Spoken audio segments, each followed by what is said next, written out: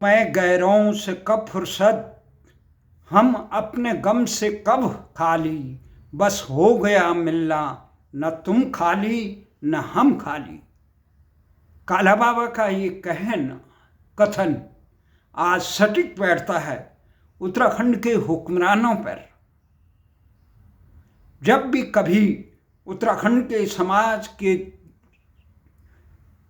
जागृत लोग, सामाजिक लोग, जन सरोकारों से जुड़े हुए लोग हमसे सवाल करते हैं, आप वर्तमान मुख्यमंत्री से क्यों नहीं मिलते हैं? आप पहले नित्यानंद स्वामी से लेकर तिवारी जी, खंडूड़ी, निशंक, बहुगुणा, हरीश रावत और विजय बहुगुणा से लेकर त्रिवेंद्र रावत से आए दिन उत्तराखंड के हितों पर भिड़ते रहते थे, उनसे उत्तराखंड के हितों के बारे में बोलते थे। अब आप इनसे बिल्कुल नहीं बोलते। तो हमने कहा कि बोला उससे जाता है जिनसे कोई आशा हो, फरियाद उससे की जाती है जिनसे उस फरियाद सुनने की क्षमता हो, या वो फरियाद को सुनेंगे, उनमें इतना नैतिक मूल्य है या उन पे इतना विश्वास है। जब देख लिया कि उत्तराखंड के जन सरोकारों से, उत्तराखंड के हुक्मरानों को, मंत्रियों को, मुख्यमंत्री को, सांसदों को या नेताओं को कोई दूर दूर तक का लेना नहीं, तो इंसान का मोह भंग हो जाता है कि तब दिल में पीड़ा होती है। किसको सुनाएं दर्द दिल, किसको मेरा दर्द है। मेरा मतलब उत्तराखंड का, बेदर्दी से कहना नहीं, अपनी लाज खोना नहीं। आज स्थिति यह है जहां पूरे संसार में अमेरिका अपने हक हकूकों के लिए, अपने सम्मान के लिए, अपने प्रदेश देश को आगे बढ़ाने के लिए अमेरिका पुनः विश्व की महाशक्ति बने, इसलिए डोनाल्ड ट्रंप मजबूती से काम कर रहे हैं। वहीं भारत में आर्थिक स्थिति काफी डामाडोल है, शेयर मार्केट धराशायी होने की स्थिति में है, नौकरशाही का आलम ही अजीब है। जनप्रतिनिधि कोई जनता की जनहितों को सुनने के लिए, इससे भी बदतर स्थिति उत्तराखंड में। पर इस सप्ताह उत्तराखंड के लोगों ने दिल्ली में इस रविवार को उत्तराखंड के मूल के लोगों को गाली देने वाले, उनका विधानसभा में अपमान करने वाले मंत्री का पुतला फूंकने की दिल्ली में कोशिश की, तो दिल्ली पुलिस जो अपराधियों पे अंकुश लगाए या न लगाए, परंतु जनहित की मांग करने वालों को पर अंकुश लगाने के लिए बहुत आगे था, तो उन्होंने जलाने नहीं दिया, उनको गिरफ्तार करके वहां पलट दी। वहीं दूसरी तरफ उत्तराखंड समाज के तमाम बड़े लोग जो इन नेताओं के आगे पीछे कुंडली मार के घूमते हैं, वो रंगमंच में मस्त है। उनके दृष्टि से कहीं उत्तराखंड का अपमान नहीं हो रहा, उनमें साहस नहीं आ रही है। उनके मुख्यमंत्री गाजियाबाद में आए, दिल्ली में आते हैं, इनकी संस्था में देहरादून में जाते हैं, पर क्या मजाल की संस्थाएं जो उत्तराखंड के नाम पर, भाषा के नाम पे, उत्तराखंड के संस्कृति के नाम पे, उत्तराखंड समाज के नाम पे, उत्तराखंड के हक हकूकों के नाम पे आवाज़ उठाते हैं और इन मुख्य अतिथि बुलाते हैं, इन जनप्रतिनिधियों को अपने कार्यक्रमों में ला के माल्यार्पण करते हैं। उनसे इतनी हिम्मत नहीं होती वो बोले कि जो विधायक और मंत्री उत्तराखंड के नौकरशाह, उत्तराखंड के हक हकूकों को अपमानित कर रहे हैं, रोंद रहे हैं, उन पे आपकी सरकार अंकुश कैसे लगाएगी, कब लगाएगी? इतनी हिम्मत नहीं होती है। ये चारण और भाट की तरह उनकी चालीसाएं पढ़ते हैं, जय हे के गीत गाते हैं, फोटोएं खींच के अपना कर्तव्य श्री उत्तराखंड की संस्कृति बचा रहे हैं जी। ये बात मैं तब कह रहा हूं, बहुत दुख होता है। तमाम अधिकांश संस्थाएं इसी प्रकार के हैं, और जो उत्तराखंड के समाज के लिए, उत्तराखंड का समाज कितना बेबल है। अभी इस सप्ताह मुख्यमंत्री ने एक महत्वपूर्ण घोषणाएं की कि वो उत्तराखंड के उन कर्मचारियों पे अंकुश लगाएंगे, उन्हें सेवानिवृत्त भी कर सकते हैं जो अपने दायित्वों का सही निर्वहन नहीं करेंगे। हमने उस घटना का स्वागत कर रहे हैं कि माननीय मुख्यमंत्री जी, आपको भगवान बहुत शक्ति दे।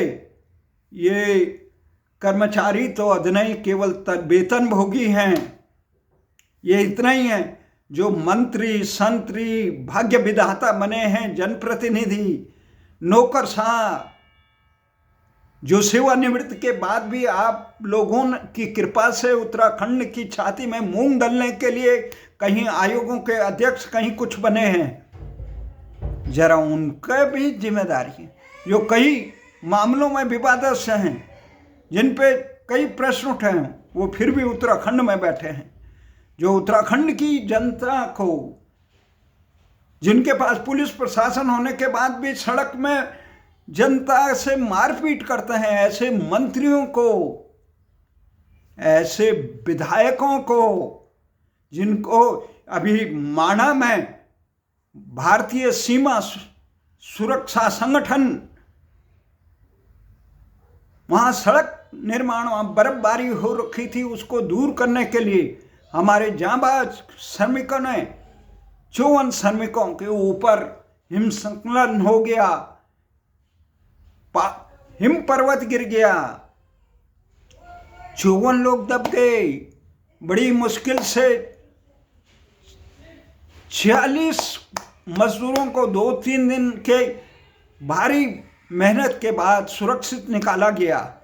8 जाबाज लोग बलिदान दे दिए राष्ट्र के सुरक्षा के लिए।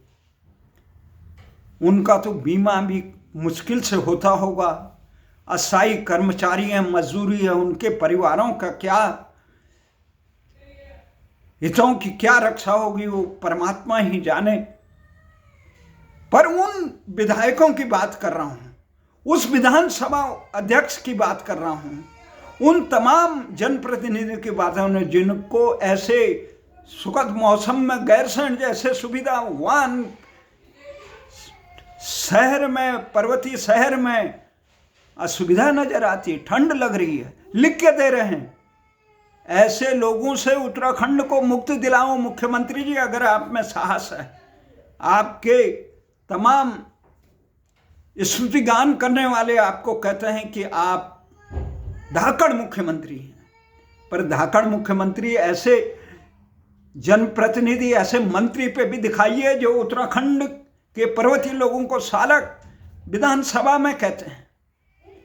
उत्तराखंड के लोगों का इतिहास, जो तुम्हारे मंत्री सभाओं में कह रहे हैं कि उत्तराखंड के गढ़वाल कुमाऊं के बाहर से आए, यहाँ से आए, उनको जरा उनके मूल स्थान में जहाँ वो कहते हैं कि हमारे पूर्वज आए, वहाँ भेजने की कोशिश करें। उत्तराखंड से मुक्ति दिलाइए ऐसे लोगों से। ये सुबोध उनियाल जी जो बोल रहे हैं, ये ऋतु खंडूड़ी जी जो धमका रहे थे उत्तराखंड की पीड़ा, तुम तीर पे तीर चलाओ, कोई बात नहीं, हम जख्म में दिखाए तो तुम रो पड़े। ऋतु खंडूड़ी जी को भी भेजिए कि बहुत सेवा कर लिया आपने, माफ करना। उत्तराखंड के दर्द को, वो अपमान को आप मूक होकर देख सकती है, पर लोग अपनी पीड़ा इजहार करे, उसका प्रतिकार करे, तो आपको डपटने की दुस्साहस कहां से आ गया? आप डपट रहे हैं, उत्तराखंड के लोगों के साथ अत्याचार हो रहा है। वैसे ही ये जितने ये लोग हैं, प्रदेश भाजपा के अध्यक्ष, राज्यसभा सांसद बना रखे हैं मोदी जी की कृपा से,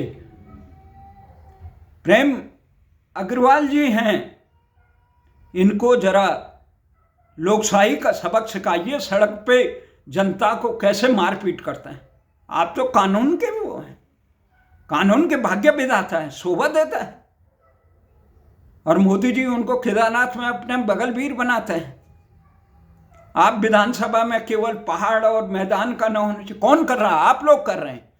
जब दर्द दिखाया पहाड़ में विकास के लिए दोहरापन किया जा रहा है, पर्वतीय क्षेत्रों में जो संस्थाएं बनी हैं वो देहरादून में कुंडली मार के बैठी है, विकास की उपेक्षा हो रही है, लोगों को रोजगार नहीं मिल रहे हैं उत्तराखंड के युवाओं को, और आप कह रहे हैं कि दर्द भी मत दिखाइए।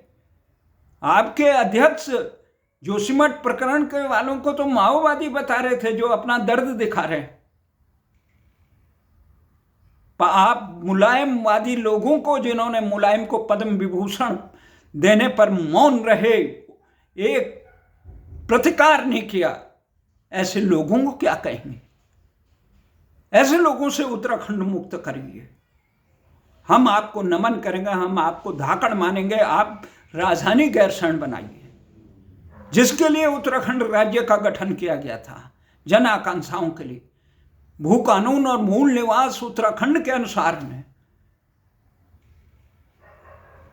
1972 तक जो उत्तराखंड को वनवासी क्षेत्र में कितना सुविधाएं मिलती थी,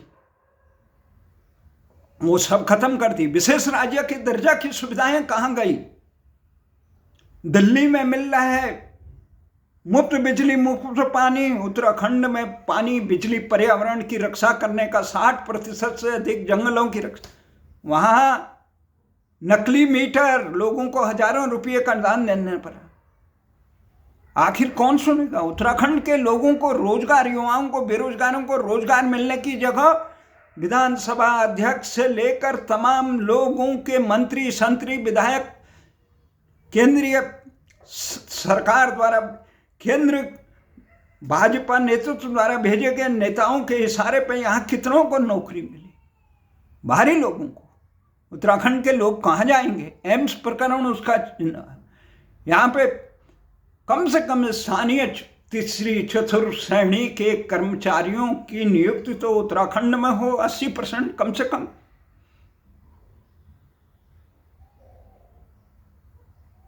निजी क्षेत्र के भी कोई नहीं। कौन सुनेगा? केवल डबल इंजन की सरकार। आपने इतने घुसपैठ करा दिए। क्या आपने ट्रंप सरकार से प्रेरणा ली? कैसे घुसपैठियों पर अंकुश लगा के हाथों में बेड़ियां बजा के भेजा आप लोगों ने? जो जिस प्रदेश से आया उल्टा रजिस्ट्रेशन हो जाएगा। वो कानून का झुंझुना उन लोगों को बताइए जिनको मालूम नहीं। जब आपको जरूरत पड़ेगी आप मंत्रिमंडल में पारित करके उसकी सीमाएं कितने बढ़ा सकते, क्योंकि नीति और नियत जब आदमी की एक ना हो तो आप उत्तराखंड का नाम नहीं बदलते। अगर आपकी नियत ठीक होती, आप पूरे हरिद्वार को, जब हमने कुंभ क्षेत्र मांगा था तो पूरे हरिद्वार को मिलाने वालों की नियत, जो बरनाला को, उत्तराखंड राज्य का विरोध करने वाले बरनाला को गवर्नर बनाते थे, उनकी नियत का सवाल उठता है। जो उत्तराखंड को उत्तरांचल बना के थोपते हैं, उनके सारे भौगोलिक और आर्थिक संसाधनों पर कुंडली मार के उत्तर प्रदेश और केंद्र सरकार की कुंडली, जो सर्वोच्च न्यायालय के फैसले के बाद उसको लागू करने के लिए आवाज तक नहीं उठा रहे हैं। जो मुजफ्फरनगर कांड के अभियुक्तों को सजा देने के बजाय उनको पुरस्कृत होने पर भी शर्मनाक मौन रखता है। ऐसे लोगों से कैसे मुक्ति देगी? अगर आप मुक्ति देंगे तो हम आपको धाकड़ मुख्यमंत्री मानेंगे। अब आपका तो अमित शाह जी से, जो भाजपा के इस समय सर्वे सर्वा है, मोदी जी से हर महीने में 1-2 बार संपर्क हो जाता है। आपको अब अपने राजनीतिक गुरु भगत सिंह कोश्यारी जी की भी सहायता की जरूरत नहीं है। आप स्वयं मिल सकते हैं, पर उत्तराखंड के हितों के लिए भी तो मिलिए।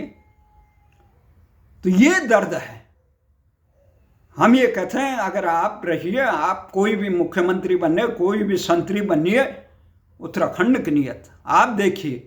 जो लोग उत्तराखंड को अपने हितों के लिए, उत्तराखंड अपने सनक हनक के लिए उत्तराखंड की मान मर्यादाओं को रोंदने का काम कर रहे हैं, उनको उत्तराखंड कैसे स्वीकार करेगा? आपकी मजबूरी हो सकती है कि आपराधिक प्रवृत्ति के लोगों को उत्तराखंड के भाग्य विधाता बनाने का उत्तराखंड के लोगों ने कहीं स्वीकारा। अगर ये होता तो मुलायम सिंह उत्तर प्रदेश क्या बुरा था। विषम भौगोलिक परिस्थिति के अनुसार हमने अलग राज्य का 6 साल तक भारतीय राज्य निर्माण के इतिहास में एक कीर्तिमान किया। आप कह रहे थे इतिहास में पढ़ाया जाएगा उत्तराखंड, आप के पास इतिहास को लिखने वाले साक्ष्य भी नहीं है, ईमानदार लोग नहीं, जिनको सत्य कहने की ताकत नहीं है, दोहरे चरित्र के लोग, केवल अपने निज स्वार्थ के लिए जय हे कहने वाले लोग राष्ट्र और समाज के हितों और मूल्यों के प्रति समर्पित नहीं रहते हैं। हमारा तो ये मानना है कि माननीय मुख्यमंत्री जी, आप इतनी कृपा करें उत्तराखंड में कि उत्तराखंड के लिए जिस जन आकांक्षाओं को साकार करने के लिए उत्तराखंड राज्य मांगा था, इतनी सी छोटी सी चीज है अंकिता भंडारी के अपराधियों पर अंकुश लगाने की, उस पर आप लोगों ने इतनी जलवी बना दी। माता पिता जिस व्यक्ति पे अंगुली उठा रहे हैं उस व्यक्ति को वहां संगठन से उठा के बाहर फेंकिए। ऐसे विवादस्थ व्यक्ति को उत्तराखंड में कोई जरूरत नहीं, भाजपा की जरूरत होगी। भाजपा कम से कम अपने परिवारों में बिठाइए ऐसे व्यक्तियों को। संघ वापस ले ऐसे स्वयंसेवक को, जो स्वयंसेवक केवल पूरे मान मर्यादाओं को दरकिनारे करके जनता की अपेक्षाओं में खरा नहीं होता है। ऐसे स्वयंसेवक की सामाजिक जीवन में कहीं जरूरत। इसी आशा और विश्वास के साथ हमें विश्वास है कि आप कड़े कदम उठाएंगे।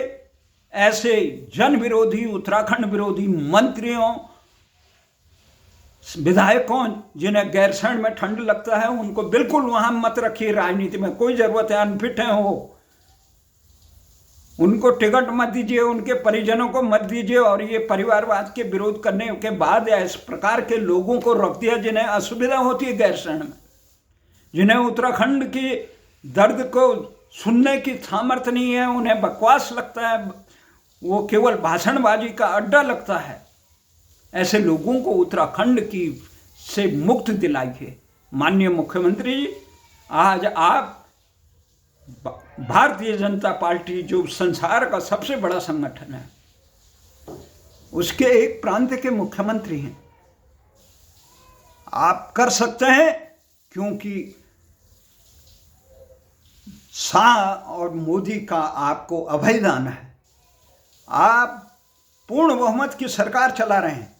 आप जिगरा दिखाइए कि उत्तराखंड में आपराधिक प्रवृत्ति के जनप्रतिनिधि जो गोलियां निकाल रहे थे, गालियां निकाल रहे थे, इनसे मुक्ति दिलाइए।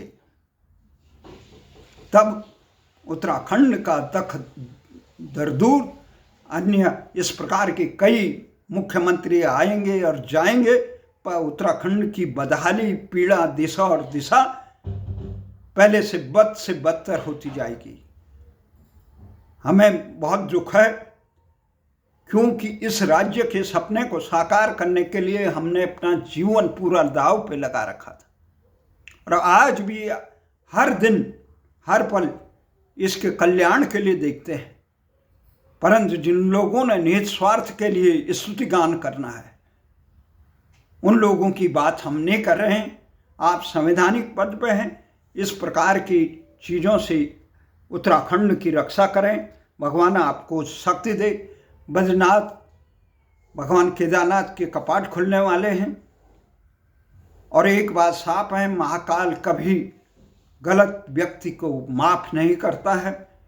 और जिस प्रकार से उत्तराखंड के साथ विश्वासघात करने वाले राव मुलायम के साथ उत्तराखंड के अब तक के हुक्मरानों को बेनकाब करने का काम महाकाल ने किया, जो लोग इससे सबक नहीं लेंगे उनका हश्र भी ऐसा ही होगा।